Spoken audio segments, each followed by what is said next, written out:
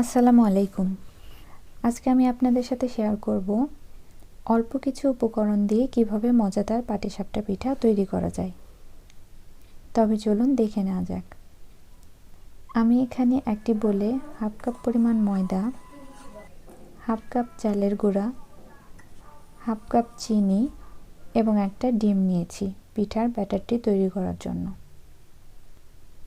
এবার এতে নর্মাল পানি অল্প অল্প করে ঢালবো এবং একটা চামচের সাহায্যে মিশিয়ে নেব। আমি কিন্তু পানি একেবারে বেশি করে ঢেলে দিব না, তা না হলে ব্যাটারটি বেশি পাতলা হয়ে যেতে পারে। সামান্য পরিমাণ লবণ অ্যাড করব। দেখতেই পাচ্ছেন ব্যাটারটি কনসিস্টেন্সি কেমন হবে, খুব বেশি পাতলাও না, খুব বেশি ঘনও না। এখন পিঠাটির ফিলিং তৈরি করে নেব। একটি ফ্রাই প্যানে সামান্য পরিমাণ তেল ব্রাশ করে নিচ্ছি। দিয়ে দিচ্ছি হাফ কাপ পরিমাণ সুজি।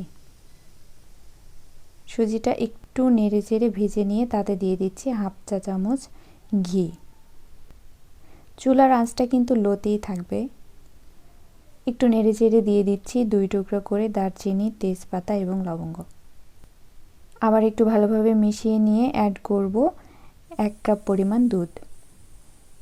এবার অ্যাড করছি স্বাদ মতো চিনি। ভালোভাবে নেড়েচেড়ে নেব। ব্যাস রেডি হয়ে গেছে আমার পিঠার ফিলিংটা। এবার পিঠা বানানোর পালা।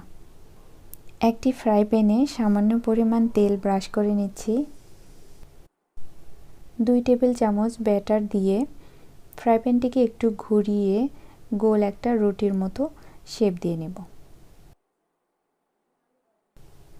2 মিনিট পর পিঠার ফিলিংটি অ্যাড করব।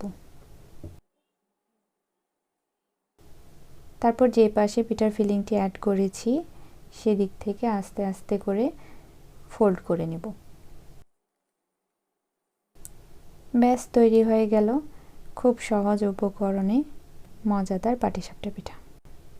রেসিপিটি ভালো লাগলে অবশ্যই আমার চ্যানেলটিকে সাবস্ক্রাইব করবেন এবং লাইক, কমেন্ট এবং শেয়ার করতে ভুলবেন না। আল্লাহ হাফেজ।